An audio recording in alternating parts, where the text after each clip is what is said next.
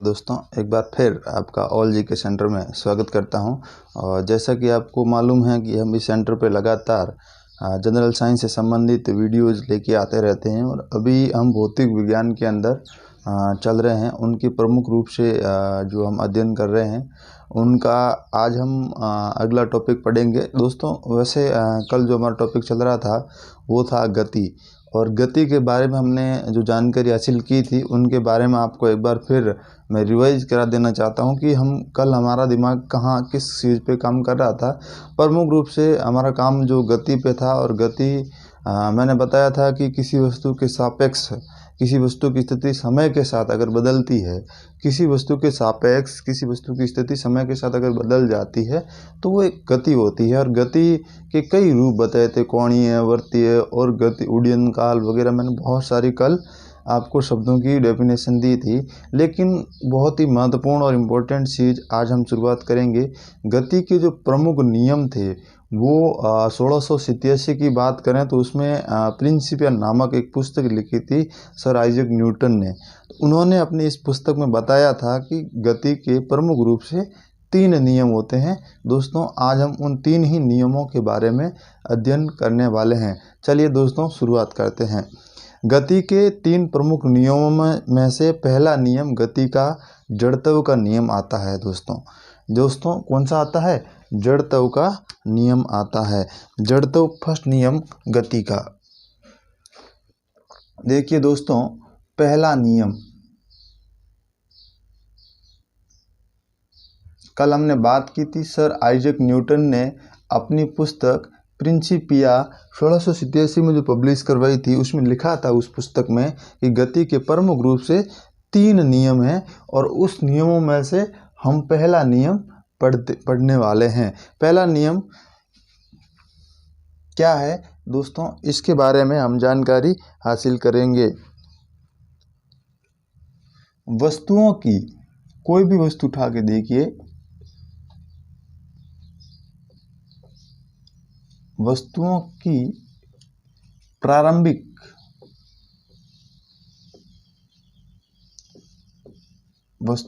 प्रारंभिक अवस्था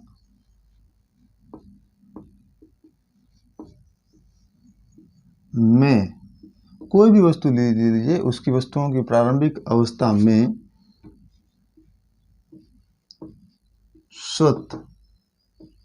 स्वतः मतलब अपने आप परिवर्तन नहीं होना।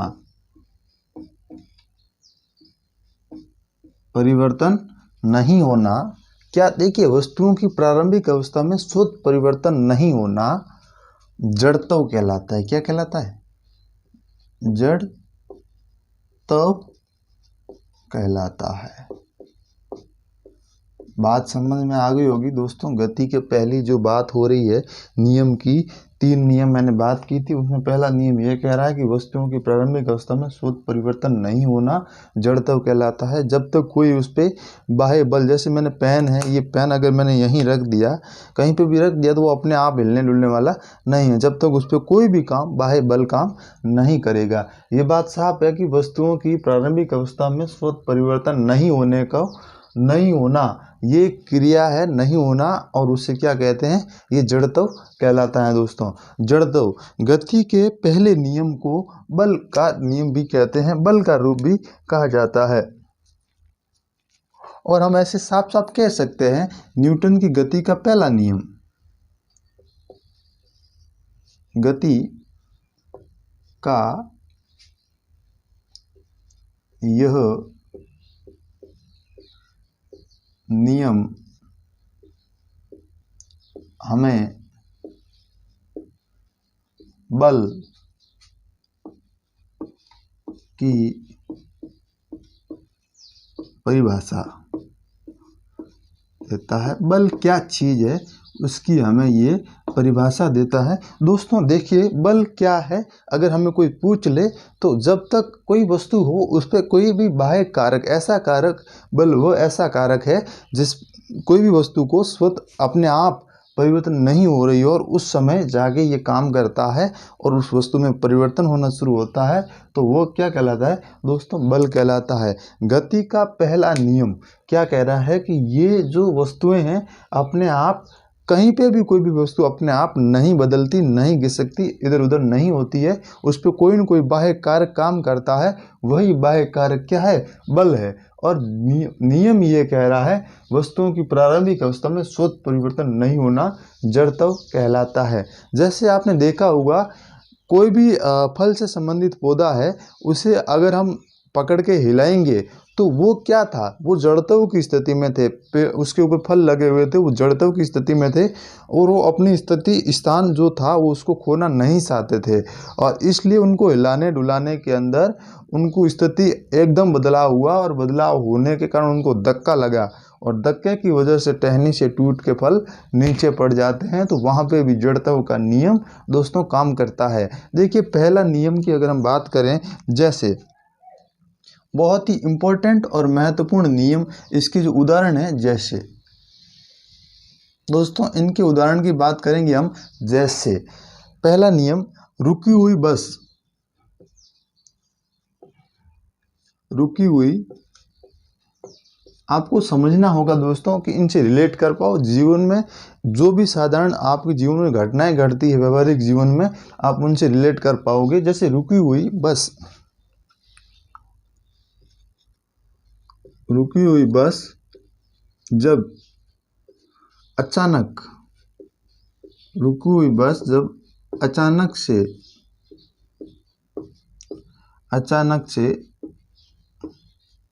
चलने लगे।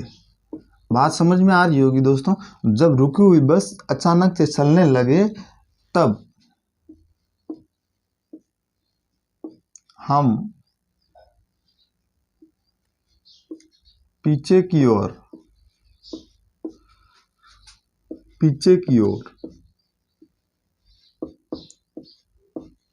झुकते हैं। पीछे की ओर झुकते हैं। जब हम बस की सीट पे बैठे हो तब बाहर खड़े पीछे की ओर नहीं झुकेंगे दोस्तों। ये बात समझनी होगी आपको कि रुकी हुई बस जब अचानक से चलने लगे तब हम पीछे की ओर झुकते हैं। बस जैसे ही एकदम शुरू होगी तो हम एकदम पीछे की ओर झुकेंगे। लेकिन जब वही बस, इसका दूसरा उदाहरण, जब चलती हुई बस रुके, जब चलती हुई बस अचानक रुके। रुकने में भी फर्क होता है। ये सब सर इसलिए लिखा मैंने, अचानक मतलब एकदम रुके, एकदम ब्रेक कर दे, कुछ भी ड्राइव करते समय आगे आ जाए और एकदम ब्रेक करना पड़े तो अचानक रुके। तब अचानक रुके, रुकी हुई बस जब अचानक से चलने लगे तब हम पीछे की ओर झुकते हैं। लेकिन जब चलती हुई बस अचानक रुके तब हम आगे की ओर झुकते हैं। दोस्तों बात समझनी होगी, आपको थोड़ा सा सोचना होगा कि हम लाइफ से जुड़ी बातें कर रहे हैं। यहाँ पे गति का जो पहला नियम है न्यूटन साहब ने दिया था, उनका कहना था कि जड़त्व क्या है? ये जब कोई भी वस्तु अपने आप की स्थिति को पकड़ के रखता है, जड़ें मजबूत करके रखता है, लेकिन जब उस पर कोई बाह्य बल काम करता है तब वो चीज़ें हिलनी डुलनी शुरू होती है। हम बस की जब सीट पे बैठे हो तो बस अचानक चलने लगे तो हम बस पे कहाँ झुकते हैं? पीछे की ओर झुकते हैं। जबकि जब चलती हुई बस अचानक रुके तो हम एकदम ब्रेक लगाने के साथ आगे की ओर झुकते हैं। ये गति का दोस्तों पहला नियम हमें ऐसी परिभाषा दे रहा है। लेकिन इसके साथ दूसरा नियम हम शुरुआत करेंगे इसके बाद। गति का दूसरा नियम, दूसरा नियम दोस्तों क्या कह रहा है? देखिए, वस्तु के संवेग में परिवर्तन, वस्तु के संवेग में परिवर्तन क्या कह रहा है दोस्तों? कि वस्तु के संवेग में परिवर्तन की दर पर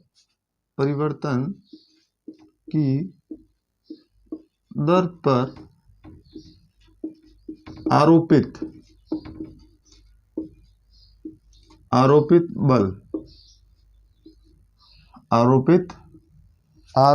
बल के अनुक्रमानुपाती होता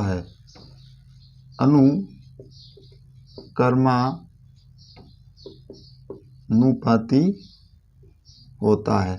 बात सिंपल है दोस्तों, लेकिन समझने की है। दूसरा नियम कह रहा है कि वस्तु के संवेग में, कोई भी वस्तु वेग या संवेग आप समझ रहे होंगे कि संवेग में परिवर्तन की दर पर आरोपित बल के अनुक्रमानुपाती होता है। और इसके जो उदाहरण हैं वो बहुत ही सिंपल दोस्तों, समझने की कोशिश जरूर कीजिएगा। इसके जो प्रमुख उदाहरण हैं, समान वेग से आती हुई क्रिकेट की गेंद या टेनिस की गेंद समान वेग से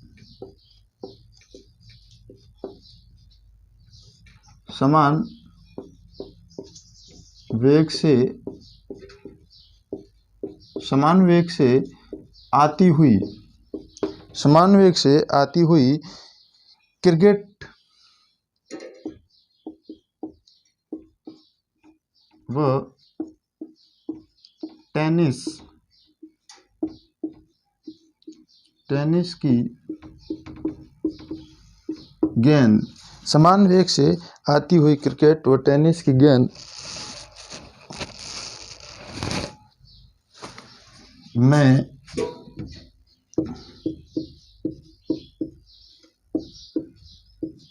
टेनिस की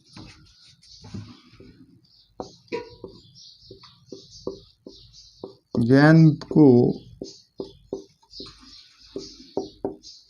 पकड़ना आसान होता है। बात यहाँ समझ में आ गई होगी दोस्तों कि बात हम किसकी कर रहे हैं कि समान वेग से आती हुई क्रिकेट या टेनिस की गेंद, इन दोनों, यहाँ नहीं, दोनों की बात हो रही है। दोनों में पकड़ना किससे आसान होता है? ये गेंद को, जो टेनिस की गेंद, उसको पकड़ना आसान होता है। ऐसा इसलिए हो रहा है, ये नियम बता रहा है कि वस्तु के संवेग में परिवर्तन की दर आरोपित बल के अनुक्रमानुपाती होता है। दोस्तों इसके बाद तृतीय नियम की हम प्रमुख बात करेंगे। द्वितीय नियम इतना महत्वपूर्ण नहीं है जितना पहला और तीसरा नियम है, तो हम तीसरे नियम की ओर बढ़ते हैं। तीसरा नियम क्या कह रहा है, देखिए, नियम नंबर 3।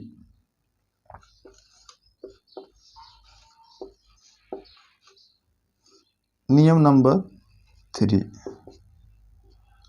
तीसरा नियम दोस्तों, ये प्रत्येक क्रिया के बराबर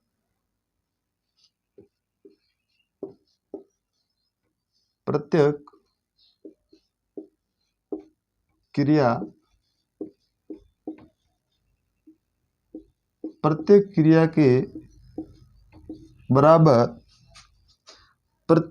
के बराबर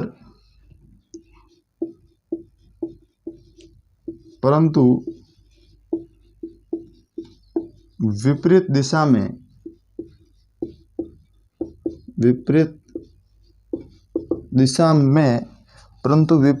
में प्रतिक्रिया होती है। क्या होती है दोस्तों? प्रतिक्रिया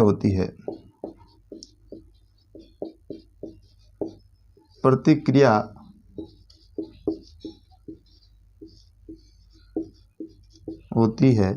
नियम नंबर 3 कह रहा है कि प्रत्येक क्रिया के बराबर परंतु विपरीत दिशा में प्रतिक्रिया होती है।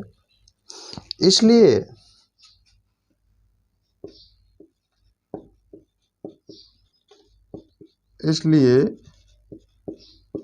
इसे क्रिया प्रतिक्रिया का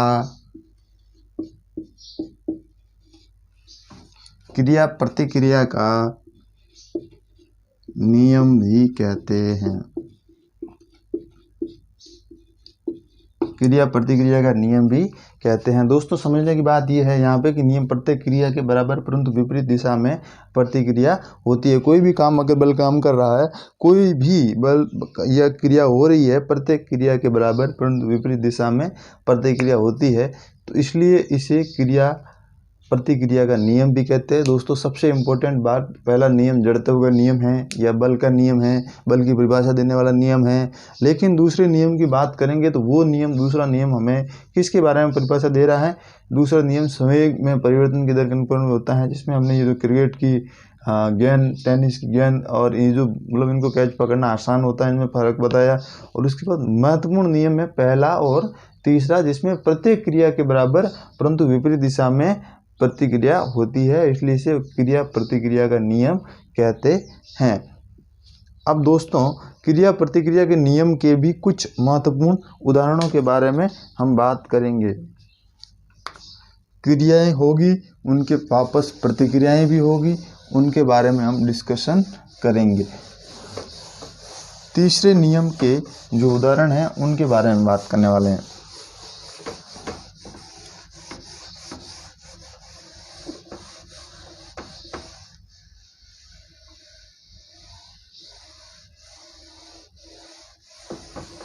देखिए तीसरे नियम के उदाहरण।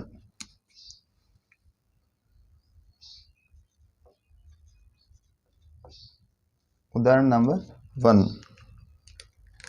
पहला है बंदूक से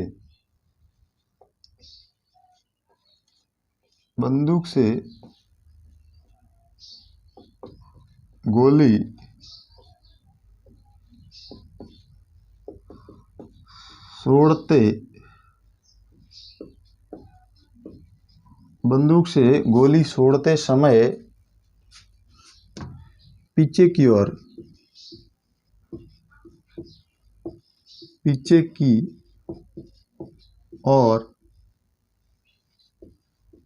धक्का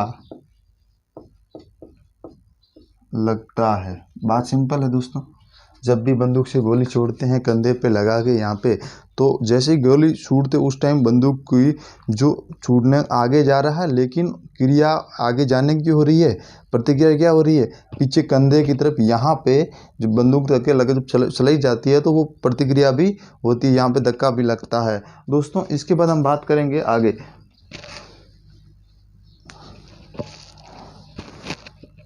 इसके बाद हम बात करेंगे नाव जो किनारे आती है तो नाव से कूदते समय, देखिए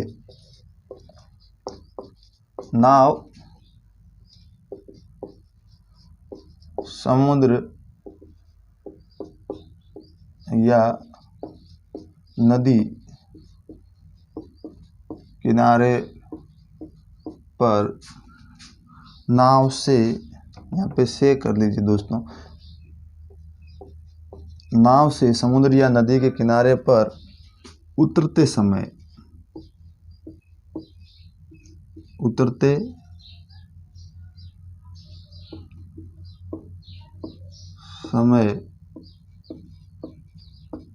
पीछे की ओर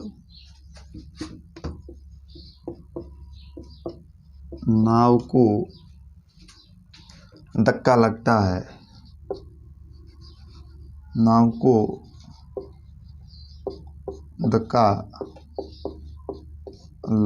है, आपको ये जो उदाहरण बता रहा हूँ दोस्तों, उनसे महत्वपूर्ण चीज़ क्या है? उनसे महत्वपूर्ण चीज़ ये है कि आपको बस इतना समझना है कि जब हम एक उदाहरण की बात करें तो इससे संबंधित हमारे जो जीवन में है ऐसी घटनाएं कौन सी है जो क्रिया प्रतिक्रिया की रूप है। पहले जड़त्व का रूप है, बहुत सारे हैं जो आप रिलेट कर पाओगे, समझ पाओगे। एक दो उदाहरण से दोस्तों कुछ नहीं होने वाला है। यहाँ से आपको अपने माइंड में ये चीज़ ज़रूर बैठानी होगी कि अगर हम क्रिया बंदूक से गोली चला रहे हैं, पीछे की ओर धक्का, ऐसे और कौन से काम हैं जिनसे हम जब करते हैं तो पीछे की ओर धक्का लगता है, आगे की ओर भी क्रिया होती है तो पीछे की ओर भी धक्का लगता है। जैसे नाव में समुद्र या नदी के किनारे जब हम एकदम कूदते हैं तो वो नाव पीछे की ओर झुकती है, ठीक है ना, तो धक्का लगता है ऐसे, तो वो पीछे की ओर जाती है, तो वो क्रिया प्रतिक्रिया का रूप है दोस्तों। इस तरह से हम ऊंचाई से कूदने पर चोट लगना, ये सारे बहुत सारे उदाहरण हैं इसके, लेकिन हम इन दो नियमों को उदाहरणों के बारे में समझकर इसके बाद अगले टॉपिक की ओर बढ़ेंगे दोस्तों, क्योंकि बहुत लंबा टाइम हो जाता है फिर। दोस्तों अगर आप इस चैनल पर पहली बार हो या आपको अच्छी लग रही हो मेरी द्वारा दी गई जानकारी, तो इसको ज़रूर लाइक शेयर सब्सक्राइब और सपोर्ट कीजिएगा, ताकि मैं और इस तरह के वीडियोज़ बना के आपके समक्ष लेके आ सकूं। और इसके बाद दोस्तों हमारा टॉपिक शुरू होगा, उसका नाम है बल। दोस्तों टॉपिक का नाम है बल। बल के रूप में आज नॉर्मल इन्फॉर्मेशन दे देता हूं, कल इसके बारे में हम ज़रूर विस्तार से डिस्कशन करेंगे। दोस्तों बल क्या है, बल कैसे काम करता है, बल की परिभाषा क्या है, इनके बारे में जानकारी हासिल करने से पहले दोस्तों मेरी एक आदत है कि मैं जो पहले पढ़ा था उनको एक बार फिर रिवाइज कर देना चाहता हूं। जो अभी हमने गति के बारे में पढ़ा था, तो गति के बारे में जब हमने शुरुआत की थी दोस्तों, गति क्या है इनके बारे में डिस्कशन किया था, तो वो एक समय के साथ जब कोई भी वस्तु हो, जैसे मैंने यहाँ आपको पेन का उदाहरण देके कई बार समझाया है कि ये पेन है और ये पेन दोनों मान लीजिए ये दो वस्तुएं हैं, ये एक पेड़ है और ये क्या है, ट्रेन है। एक समय था सुबह 8 बजे यहाँ ट्रेन थी, ये ट्रेन यहाँ खड़ी थी, लेकिन समय के साथ किसी वस्तु की स्थिति के सापेक्ष, जैसे इसी वस्तु की स्थिति के सापेक्ष कोई और वस्तु, जैसे ये वस्तु है, समय के साथ अपना स्थान बदल, 8 बजे यहाँ थी, 9 बजे वो यहाँ क्रॉस कर जाती है, समय के साथ अपना स्थान बदल रही है, तो इसे क्या कहेंगे, हम गति कहेंगे। दोस्तों समझ में आ रहा होगा। गति के बाद में और कई ऐसी बातें हैं इसके अंदर कि उड्डयन काल क्या होता है। उड्डयन काल बिल्कुल सिंपल है, जैसे मैंने इसको उछाला वापस ज़मीन पर आया, तो वो जो बीच का समय था वो उड्डयन काल था। इसी तरह कोणीय गति क्या है, जब गति किसी कोणाकार आकृति में गति करती है तो कोणीय गति होती है। वृत्ताकार गति क्या है, जब गति कोई वृत्ताकार आकृति में गति करती है तो वृत्ताकार गति होती है। इस प्रकार दोस्तों जिस प्रकार की गति उस प्रकार का उनका नाम पड़ गया। अब आगे गति के बाद में महत्वपूर्ण चीज़ें थी। गति के प्रमुख रूप से 3 नियम दिए गए थे। पहला नियम ये न्यूटन साहब ने दिए थे 1687 में अपने पुस्तक प्रिंसिपिया में, याद रखने योग्य पॉइंट है। उसके बाद हम आगे चलते हैं तो उनके 3 नियमों में से पहला नियम जड़त्व का नियम था, जो बहुत ही महत्वपूर्ण है। और तीसरा जो महत्वपूर्ण नियम है वो कौन सा है, क्रिया प्रतिक्रिया का नियम है। कोई भी काम कीजिए आप उनके पीछे क्रिया के प्रति प्रतिक्रिया जरूर होगी, वो होता है क्रिया प्रतिक्रिया का नियम होता है दोस्तों। इसके बाद हम बात करेंगे बल के बारे में। बल के बारे में मुख्य रूप से उनकी परिभाषा के रूप में हमने जाना था, लेकिन एक बार फिर मैं आपको उसकी परिभाषा आपको बता देता हूं कि बल क्या है। बल एक वह बाह्य कारक है, जैसे यहाँ पे बॉल पड़ी है, मान लीजिए मैं गेंद का उदाहरण देके आपको समझाना चाहता हूँ कि ये गेंद पड़ी है और ये गेंद जब तक हिलेगी ही डुलेगी नहीं, यानी कि अपनी प्रारंभिक अवस्था में जब तक कोई वस्तु उस पर कोई बाह्य बल काम नहीं करता, बाह्य कारक कोई भी काम नहीं करता, तो गेंद पहले की पूर्व अवस्था में रहेगी। जैसे ही उस पर कोई काम करना शुरू किया, इस पर हवा का झोंका लगो या किसी ने आके गेंद को हटाने की कोशिश उठाया हो, तो वो काम वो क्या है, वो एक बल है। वो क्या है, बल। यानी कि किसी भी वस्तु की प्रारंभिक अवस्था में परिवर्तन करने के लिए वो बाह्य कारक जरूरी है जो बदल देता वस्तु की स्थिति को, वो क्या है, बल है। ठीक है। बल के बहुत सारे प्रकार होंगे। मुख्य रूप से बल 3-4 प्रकार का होता है, उनके बारे में हम डिस्कशन कल निश्चित रूप से करेंगे। गुरुत्वाकर्षण बल के बारे में हो, प्रबल बल के बारे में हो, क्षीण बल के बारे में हो, बहुत सारे बल हैं, लेकिन हम प्रमुख रूप से 3-4 बलों के बारे में जानकारी हासिल करेंगे। लेकिन उसके बाद अंदर बहुत सारे बल और भागों में डिवाइडेड होंगे, उनके बारे में भी हम कल जानकारी हासिल करेंगे। थैंक यू, धन्यवाद।